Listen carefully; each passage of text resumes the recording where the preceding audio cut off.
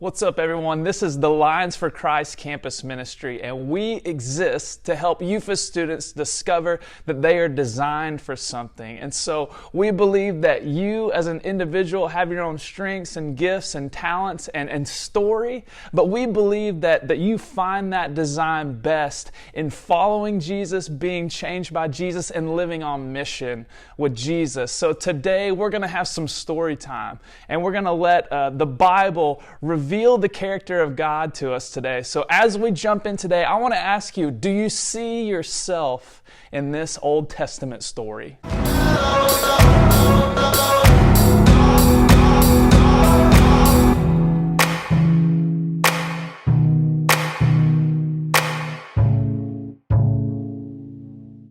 Picking up where we left off last week, and God has rejected Saul as king, so Samuel is lamenting this, and God says, why are you lamenting? Why are you mourning this, Samuel?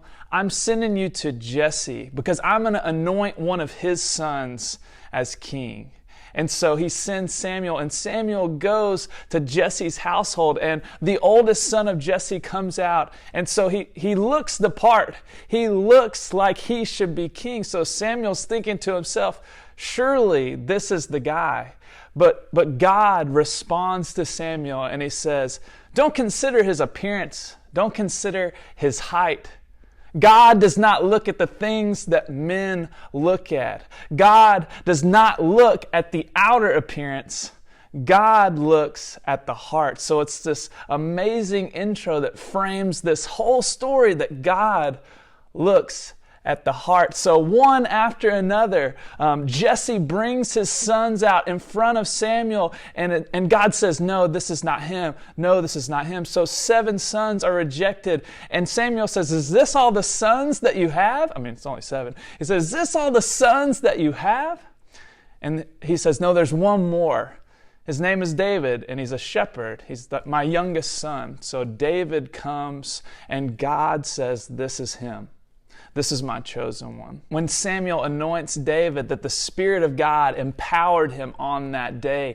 But meanwhile, Saul, God had stripped his spirit from Saul and sent a tormenting spirit to Saul. So Saul's crying out. He can't get relief because this spirit is tormenting him. So he thinks maybe some music will help. So he asks his officials to go and find him someone to play the harp for him so he can get some relief from this spirit that's tormenting him. So they search the kingdom, and lo and behold, it's David, this young shepherd boy who they choose to come and play music for King Saul. So David plays for him each night, and when David plays, it pleases Saul, and the spirit leaves him. He finds relief, and so Saul comes to like David very, very much. And as the story continues, a very different picture emerges. So this is the scene from the movie Troy, the opening scene where you have this huge battle about to commence. So in this story, it's the Philistines on this hill, and it's the Israelites on this hill, and there's a valley between them. So the battle lines are drawn up, and there is about to be an epic battle. But instead of the 2 armies clashing, this giant of a man steps out, Goliath, over 9 feet tall. He's wearing this heavy, heavy bronze. His armor alone weighs over 120 pounds. It's said that his spear, just the tip of it, weighs 15 pounds. This giant of a man, and he calls out to the Israelite army, hey, send your best soldier to fight me. Whoever wins in battle, the other will become their slave. So if I win, the Israelites will become our slaves. But if someone kills me, we will become your slaves. So he does this. He cries this out, taunting the Israelites for 40 days. And through chance, because David is taking some food to his brothers who are on the front lines, his older brothers who were enlisted men in Saul's army, he overhears Goliath's taunts. And he says, who is this that defies the armies of the Lord? I'm going to go fight him. And so he says this to King Saul, but Saul says, you can't do this. You're just a boy. This man is a military man since his youth. He's a career assassin. You're going to die. But David says, when I was out in the fields protecting sheep, I had to fend off a lion. I had to fend off a bear. And God brought me through both of those. How is this obstacle any different? How is Goliath any different? And so he goes out, and as the story goes, he puts a rock in a sling, and he hits Goliath in the head, killing him instantly. And so as he takes down this mighty warrior Goliath, the rest of the Philistines flee and they chase them down. The Israelites chase them down in battle and they win this epic victory. And so David cuts off Goliath's head and he takes it to King Saul. And Saul is perplexed. He says, "Who is this kid?" It's like he doesn't even know him. He says, "Who is this kid? I know nothing about him."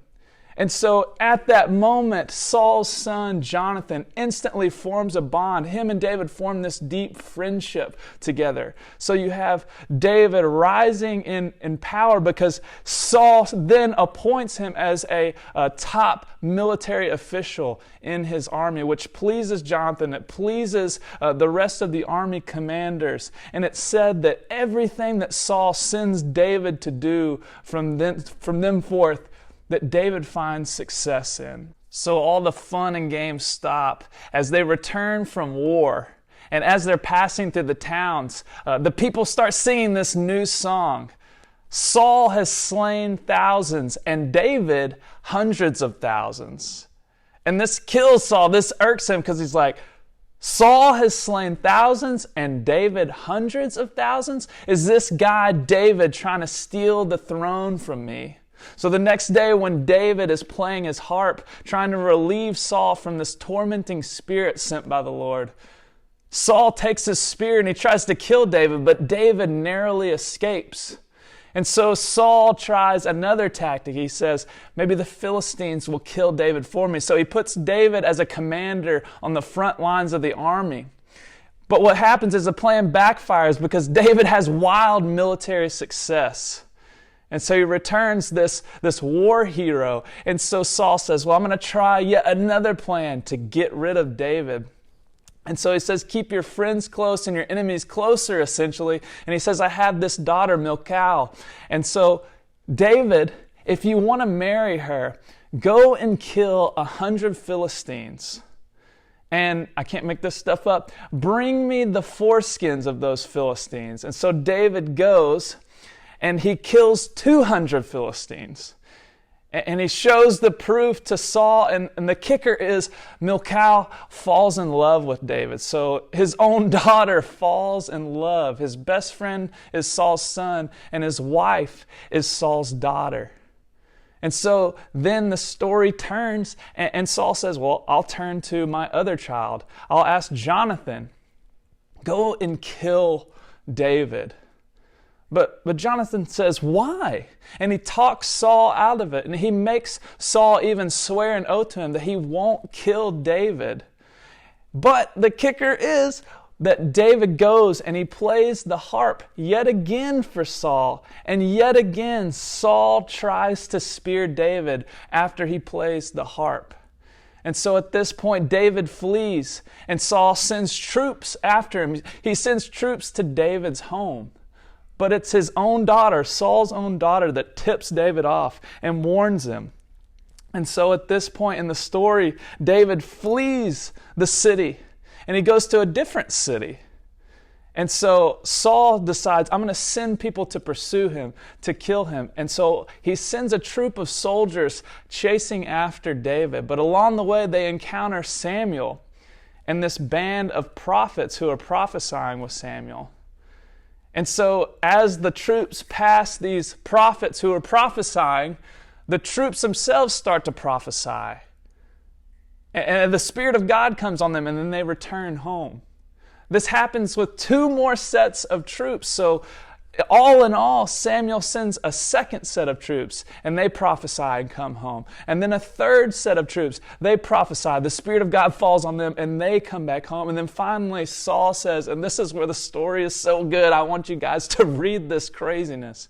Saul says, I'm going to go myself. So as he goes, he passes Samuel and the prophets. And he too begins to prophesy, but he's out of his mind. He's prophesying, but he even strips off his clothes. So you have this king that's stark naked that was chasing David, and he ends up prophesying naked for a full day and night. And so this story is going sideways and spiraling down fast.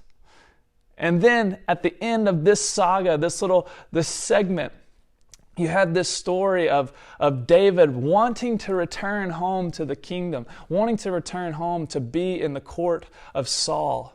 And so he asked Jonathan through this kind of intricate and weird story if that's okay. But the answer that Jonathan gives him is a resounding no. My father is dead set on killing you, and there's really no chance of him changing his mind. And you need to flee the kingdom, and you need to flee fast.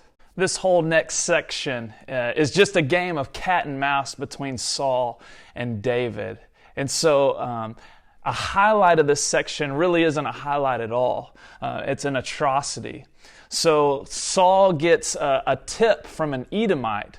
This is an enemy, so to speak, from this Edomite named Doeg that David has passed through this temple, and that this priest has given him bread and a sword to help him. So Saul takes men and he goes to this temple and he questions this priest about it. And he says, why did you help David? And the priest says, he's a righteous man. He's not an enemy of the state. And so Saul, in his anger, tells his men to strike this priest down, to kill him. But they won't do it because they know it's wrong. And so this Edomite had been traveling with them. He says, I will do it. So this Edomite kills the priest, and he ends up killing 85 other priests there. And then this massacre, this killing spills over into the city. And the people of that city are killed. The women of the city are killed. And it's this terrible picture of Saul as he's spiraling downward. So the story, it goes crazier and crazier, and the pinnacle of this hunt that Saul is on for David reaches its climax in this section when David is hiding in a cave. And so Saul has taken thousands of his men, and he's chasing after David, hunting him down, looking for him, and David's hiding in this cave, and Saul happens upon this cave in his hunt, and he goes over to the cave to relieve himself. So David sees Saul in this cave, and he sneaks up behind him.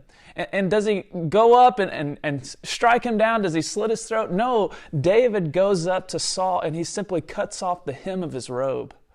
So as Saul finishes up, he walks out of the cave, and David calls out to him. And he says, am I an enemy? Saul, look at your robe. I could have killed you and I didn't. Am I a rebel? No, you are not an enemy of mine. And so through this amazing set of circumstances, David could have killed Saul, but he didn't. And so David's saying, look at the evidence. I didn't want to kill you. And so there's a glimmer of hope because Saul, he repents. He says, you're more righteous than I. You'll surely be king one day, David. Just swear to me that you're not going to blot out my name from the books. Swear to me that you're not going to kill my family. So I want you guys to know, for the story, a little aside before we continue, that many of the Psalms that we have were written during this time from David whenever he's being chased down by Saul, when he's being hunted by Saul for no fault of his own. So I want you to do a quick Google search of what Psalms those are that David wrote during this time period. And then I want you to just, as a little exercise, read them. For instance, read Psalm 57 from the perspective of David being hunted down by a king, and he did nothing wrong. I mean, how does David say in those moments, hiding in a cave, I will praise you, O Lord, among the nations? How does he say, great is your love, God, when he's being hunted down and is a fugitive of the state at no fault of his own? So as the story continues on, we get another picture where Saul is back at it again after this moment of repentance. It doesn't take long, but he's hunting David again. And this time, David sneaks into the camp of Saul. And does he kill Saul? All the men are put in this deep sleep by God. And so he could kill Saul yet again because he's in Saul's tent. But does he kill him? No. He takes a spear and a jug of water that is at the head of Saul's bed. And so he climbs a hill nearby, and then he calls out to the camp. And so everyone wakes up, and he says, why are you chasing me, Saul? There's no spear. Look, your spear is with me. Your water is with me. I could have killed you yet again. Why is the king out chasing a nobody? I'm just a flea. Why are you chasing me?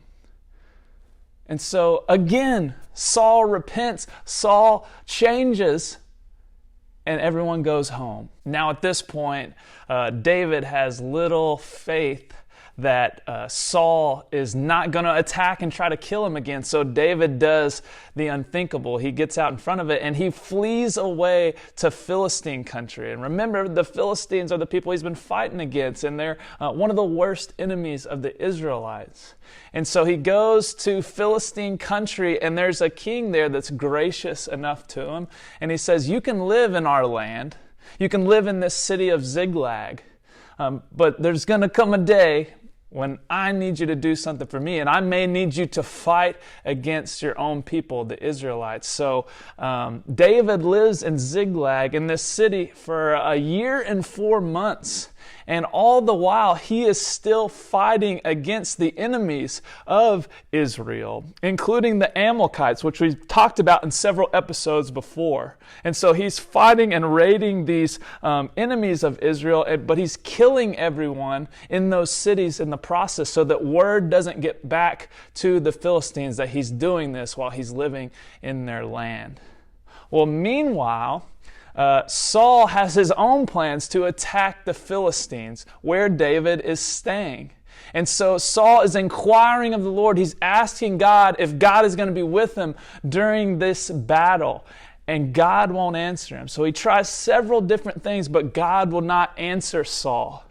And so Saul takes matters into his own hands, and he says, well, I'll consult a medium, a spiritist, someone that does seances. And so he asks around, and finally someone says, there's a witch in a city called Endor. So Saul goes to Endor, and he speaks with this witch, and she conjures the spirit, the ghost of Samuel, who has recently died. So she conjures this spirit of Samuel, and it does not go well. And Samuel, here is his reply to Saul. Samuel said, why do you consult me now that the Lord has turned away from you and become your enemy? The Lord has done what he predicted through me. The Lord has torn the kingdom out of your hands and given it to one of your neighbors, to David, because you did not obey the Lord or carry out his fierce wrath against the Amalekites. The Lord has done this to you today. So this is what Samuel says to Saul. And so the Philistines, meanwhile, march against the Israelites. So they're marching out, and that king calls in his favor. He says, David, it's time. I want you to come fight with us, the Philistines, against Israel. So as they're marching, about to attack the Israelites, they have second thoughts, and he's like, well, this king's like, maybe David will turn on me. Maybe he'll be true to his country. And he'll try to kill us in the midst of battle. And so he sends David and his men back to Ziklag. But the kicker is the Amalekites have raided Ziklag, this place where David and all his people have been staying. And they have taken all the people of the city away as prisoners, the women, the children, the men. And so it's this moment where it's like, oh no, what is David going to do? And so some of his men are so mad at him that they want to stone David and kill him and get rid of him. So David inquires to God. He asks God, what do I do, God? And God says, you need to pursue them. So he goes and he overtakes the Amalekites, and he wins this victory, this military battle.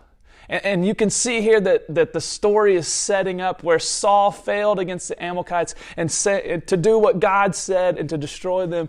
David has been doing it all along, and now he has been given victory over the Amalekites. The Philistines that were marching against Israel meet them in battle, and the battle is fierce. And in this battle, it quickly becomes a tragedy for Israel because 3 of Saul's sons die in this battle, including Jonathan. This is David's best friend. He dies in battle. And as the battle rages on and grows even more fierce, Saul himself is struck by an arrow. And so in his pride, he tells his armor bearer, "Kill me. I don't want to die at the hands of a Philistine." But his armor bearer won't do it. And so Saul, in this tragic end to a downward spiral of self-destruction, he falls on his own sword to kill himself. And so the armor bearer in shame himself takes his own life. And this is such a sad end to such a promising beginning for Saul. And so as the story progresses, a messenger is sent to David to Ziklag, where he's at. And when David learns of the news of his best friend dying, of Saul dying, this messenger, he mentions that the king was still alive whenever he saw him, and so he had to finish the king off. So David says, "You killed the Lord's anointed, you killed the king, then surely you must be put to death." So he puts this messenger to death. So after David has lamented the loss of his best friend and lamented the loss of King Saul, the question becomes, now what? And so he asks God, "What do I do now?" And God says, "Go to Hebron." And so David goes, and in Hebron, he is anointed as king over the house of Judah, which means he is king over the tribe of Judah. But this is an important point because there's still Israel. So Judah is just one tribe. And so Saul's family, Saul's sons are still recognized as kings, legitimate kings over Israel, the rest of the tribes. And so because of this, there are a long line and a good length of time of skirmishes between the house of David and the house of Saul. And these skirmishes leave many dead. And so it's this deal where one by one, Saul's family and his leadership structure begin to fall. And it says in the text that it's as David's house continues to go stronger and stronger, Saul's house continues to grow weaker and weaker. And so at this point, I have to mention that this story is so beautifully crafted that I want you to read it yourself because there's so many twists and turns and tales of deceit and treachery. And at the end of this, all of this political maneuvering between different people that are on David's side or Saul's household, the political maneuvering finally comes to an end with the death of Saul's last son by the hands of his own people.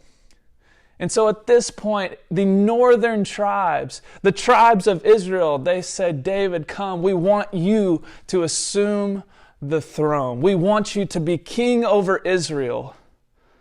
So David is anointed officially as king over Israel at the age of 30. And at this point, David's first move is to go and conquer the city of Jerusalem and then make Jerusalem the capital of Israel. He constructs this new palace in Jerusalem. He crushes all of his enemies in battle. He has many sons. He amasses this notable harem. All of these things that point to him as this ideal king. All the signs of his kingly success. David has ascended to power and glory. Now that David has made Jerusalem the political capital of Israel, now he wants to make it the religious capital of Israel by bringing the Ark of the Covenant to Jerusalem. And remember, the Ark, it signifies God's presence. God is with us. But there's this strange tidbit, this story mentioned in the narrative of the ark being brought to Jerusalem, and as it begins to fall over and topple, there's a man that tries to steady it with his hand, and God immediately puts him to death when he touches the ark. I want to ask yourself, why is that story in there? So as the story progresses, though, they eventually get the ark and it's brought into Jerusalem. And it's this massive celebration that as they're transporting it, David is sacrificing a bull in celebration every 6 steps. And then the crowd, they're all given cakes and food. And it's this huge celebration with even David dancing. And it's this awesome picture of the presence of God coming into Jerusalem. And the story mentions that David settled in his palace and God had given him rest from all sides. And what we're about to talk about next is the Davidic covenant. This is so important. And if Davidic covenant sounds way too, up here, this is just God's promise to David. And God's promise to David here in chapter 7 of 2 Samuel is so important and so key to understanding the whole narrative of the Bible. And here's what it says. So I'm going to be reading from 2 Samuel chapter 7, and the first part will be verses 1 through 16. So here's what it says in God's promise to David. After the king was settled in his palace and the Lord had given him rest from all his enemies around him, he said to Nathan the prophet, "Here I am, living in a palace of cedar while the ark of God remains in a tent." Nathan replied to the king, "Whatever you have in mind, go ahead and do it, for the Lord is with you." That night the word of the Lord came to Nathan, saying, "Go and tell my servant David, this is what the Lord says. Are you the one to build me a house to dwell in? I have not dwelt in a house from the day I brought the Israelites up out of Egypt to this day. I have been moving from place to place with a tent as my dwelling. Wherever I have moved with all the Israelites, did I ever say to any of their rulers whom I commanded to shepherd my people of Israel, 'Why have you not built me a house of cedar?' Now then, tell my servant David, this is what the Lord Almighty says. I took you from the pasture and from following the flock to be ruler over my people of Israel. I have been with you wherever you have gone, and I have cut off all your enemies from before you. Now I will make your name great, like the names of the greatest men on the earth. And I will provide a place for my people Israel, and I will plant them so that they can have a home of their own and no longer be disturbed. Wicked people will not oppress them anymore as they did at the beginning and have done since the time I appointed leaders over my people Israel. I will also give you rest from all your enemies. The Lord declares to you that the Lord himself will establish a house for you. When your days are over and you rest with your fathers, I will raise up your offspring to succeed you, who will come from your own body, and I will establish his kingdom.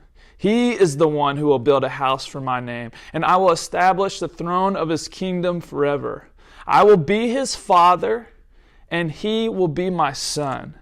When he does wrong, I will punish him with the rod of men, with floggings inflicted by men. But my love will never be taken from him, as I took it away from Saul, whom I removed from before you. Your house and your kingdom will endure forever before me. Your throne will be established forever." Nathan reported to David all the words of this entire revelation. So, in this amazing passage of Scripture, it's this statement that, David, you're not going to build a home for me, God. I'm going to be the one that builds a home for you. It's going to be quite the opposite. And it's this way, to me, it seems like that God is saying, remember whose story you're in, David. I don't need you to build me a temple, a home. I'm the one that's going to be doing the building. And so in this Davidic covenant, this promise that God makes to David, it is so key because he's saying there's going to be a future king come from you, David. There's going to be a king come from your line. And this king, he's going to set up a temple. And remember what a temple is. So think back to what we've been talking about. A temple is a place where people can come into the presence of God, that they can interact with this holy God. It's this amazing thing. So there's going to be this future leader that comes from you that establishes this temple. But more importantly, this leader, his kingdom will never end. He's going to set up an eternal kingdom. You can take that to the bank. I'm guaranteeing that to you, David. He will rule forever. And this theme of this everlasting rule from the line of David, a king will come, that his kingdom will be forever. This is picked up by so many biblical writers after this, with Psalms, prophets. This sets the whole trajectory for the rest of the Bible, and it's so key to understanding what's happening. And so there will be a king, and his throne will be established forever. That's what God says to David. And here's David's response in verses 18 through 29. Then King David went in and sat before the Lord, and he said, "Who am I, O sovereign Lord, and what is my family that you have brought me this far? And as if this were not enough in your sight, O sovereign Lord, you have spoken about the future of the house of your servant. Is this your usual way of dealing with man, O sovereign Lord? What more can David say to you? For you know your servant, O sovereign Lord. For the sake of your word and according to your will, you have done this great thing and made it known to your servant. How great are you, O sovereign Lord! There is no one like you, and there is no God but you, as we have heard with our own ears. And who is like your people Israel, the one nation on earth that God went out to redeem as a people for himself, and to make a name for himself, and to perform great and awesome wonders by driving out nations and their gods from before your people, whom you have redeemed from Egypt. You have established your people Israel as your very own forever, and you, O Lord, have become their God. And now, Lord God, keep forever the promise you have made concerning your servant and his house. Do as you promised, so that your name will be great forever. Then men will say, the Lord Almighty is God over Israel, and the house of your servant David will be established before you. O Lord Almighty, God of Israel, you have revealed this to your servant, saying, I will build a house for you. So your servant has found courage to offer you this prayer. O sovereign Lord, you are God. Your words are trustworthy, and you have promised these good things to your servant. Now be pleased to bless this house of your servant, that it may continue forever in your sight. For you, O sovereign Lord, have spoken, and with your blessing the house of your servant will be blessed forever. I am just stoked on this right now, because David is just in wonder, he's in awe, expressing that God would make such great commitments to him, to David, and to David's descendants. And so all the time we're asking in this study, what does this say about God? And I think this pretty plainly says that God is unique. So if you're in this study and you're wondering, why should I be a Christian? Why should I even read the Old Testament and follow all this old weird stuff and follow Jesus for that matter? I want to petition you to look at this story that God is unique, and David is in awe of this uniqueness. He said, no one is like him. God has done all of this, not because of David, but because of God. It's not based on David's goodness, but this is done because of who God is.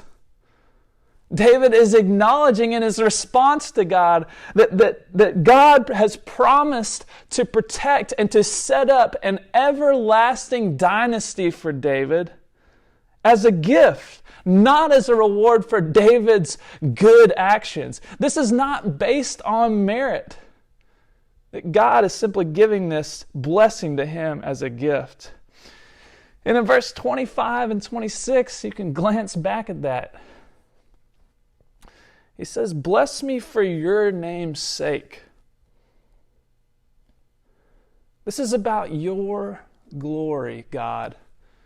You're blessing me so that all people can be blessed through this coming king.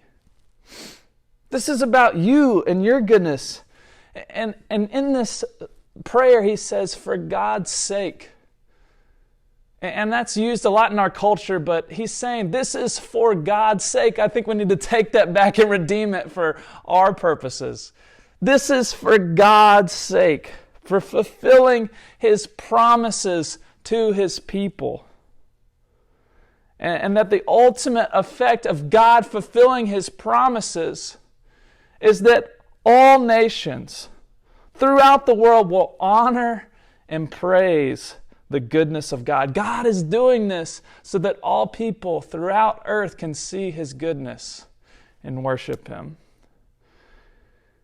How good is God? And this makes me think of why we decided to do this story or do this study of the Old Testament. That God is not any different from the Old Testament to the New Testament. That God gives this amazing blessing to David, and it's not based on any of his merit, but it's just because God is a good God, and God is fulfilling his promises.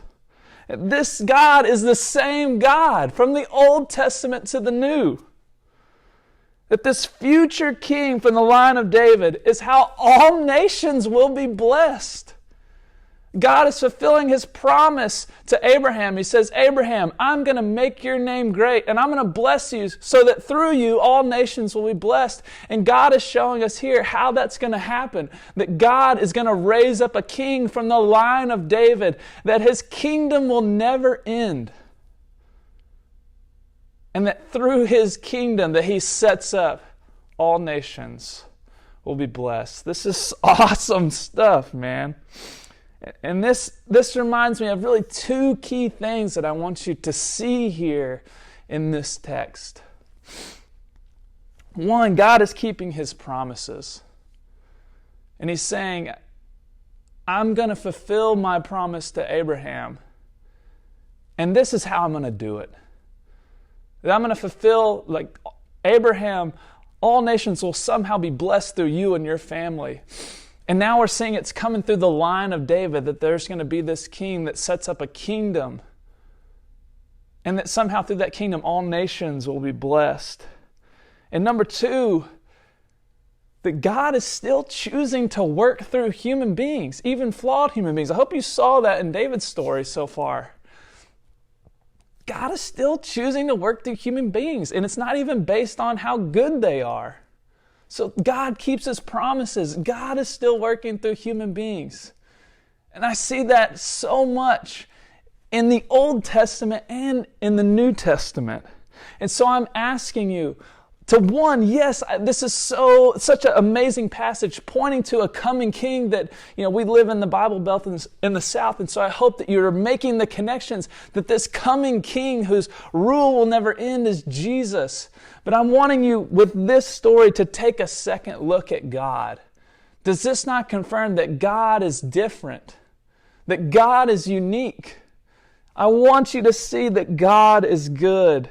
And that is what this study is all about. That God had the plan to bring Jesus from the beginning, and this is not a backup plan. Today's story concludes with David's wild success as king. So he has sweeping military victories across the land, and he amasses great wealth of silver and gold, and he devotes those things to the Lord. And it says that God gave him success wherever he goes. And so David is depicted as this just and right ruler for his people. And it even shows in his power, his fame, his wealth. It shows his great kindness. Whenever Jonathan's son, Jonathan, his friend that has died, his son is a crippled man.